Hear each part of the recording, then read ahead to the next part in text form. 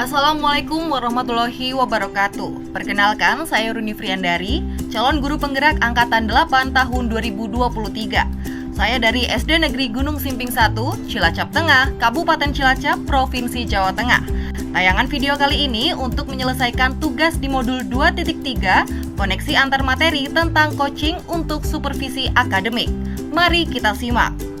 Peran saya sebagai seorang coach di sekolah dan keterkaitannya dengan materi sebelumnya di paket modul 2. Definisi coaching adalah hubungan kemitraan dengan klien dalam suatu percakapan yang kreatif dan memicu pemikiran untuk memaksimalkan potensi pribadi dan profesional klien.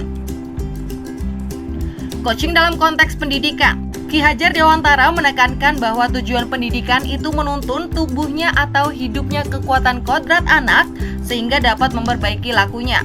Keterampilan coaching perlu dimiliki para pendidik untuk menuntun segala kekuatan kodrat atau potensi murid agar mencapai keselamatan dan kebahagiaan sebagai manusia maupun anggota masyarakat.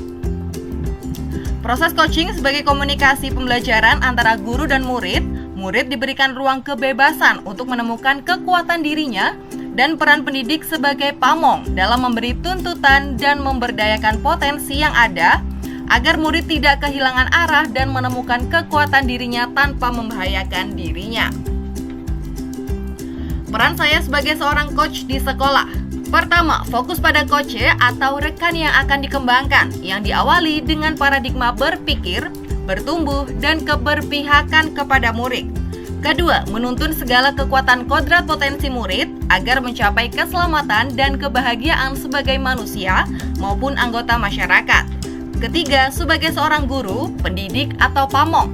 Sistem Among ing ngarso sing tulodo ing madya mangun karso. Tutwuri Handayani menjadi semangat yang menguatkan keterampilan komunikasi guru dan murid dengan menggunakan pendekatan coaching.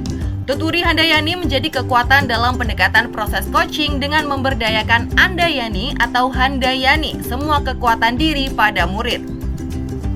Ada 4 cara berpikir yang dapat melatih guru, coach, atau pamong dalam menciptakan semangat Tutwuri Handayani dalam setiap perjumpaan pada setiap proses komunikasi dan pembelajaran, yakni pertama coach dan coachee atau mitra belajar, kedua emancipatif, ketiga kasih dan persaudaraan, dan keempat ruang perjumpaan pribadi. Paradigma tersebut sangat terkait dengan materi sebelumnya di paket modul 2, yakni pembelajaran berdiferensiasi dan pembelajaran sosial dan emosi. Ada 7 alasan pembelajaran berdiferensiasi yang dilakukan di kelas saya, yakni bersifat proaktif, lebih bersifat kualitatif daripada kuantitatif, berakar pada penilaian, menggunakan beberapa pendekatan terhadap konten, proses, dan produk, berpusat pada murid, merupakan perpaduan dari pembelajaran seluruh kelas, kelompok, dan individual, serta bersifat organik dan dinamis. Modul 2.1 pembelajaran untuk memenuhi kebutuhan belajar murid dengan menggunakan pembelajaran berdiferensiasi sangat erat kaitannya dengan modul 2.3 coaching untuk supervisi akademik.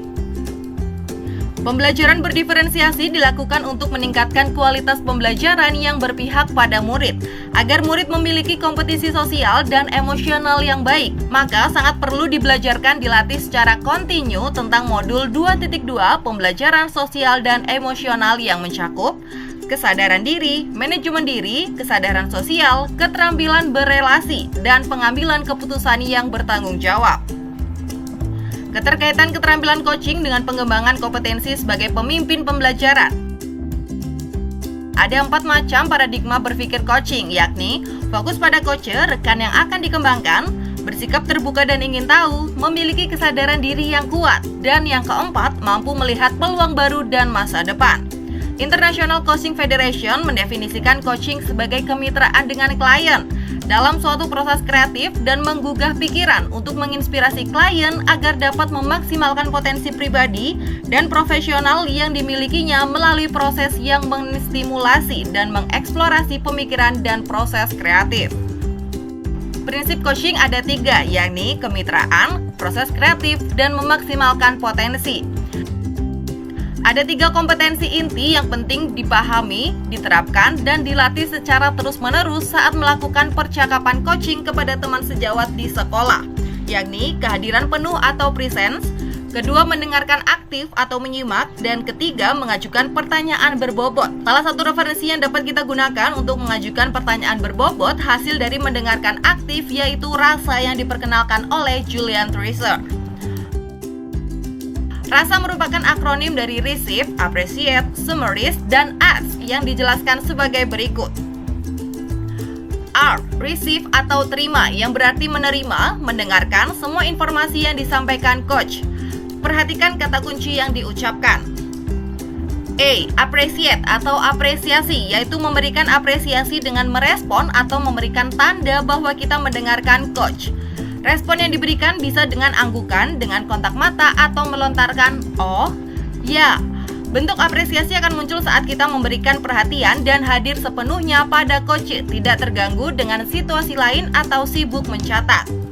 S. Summarize atau merangkum. Saat coach selesai bercerita, rangkum untuk memastikan pemahaman kita sama. Perhatikan dan gunakan kata kunci yang diucapkan coach.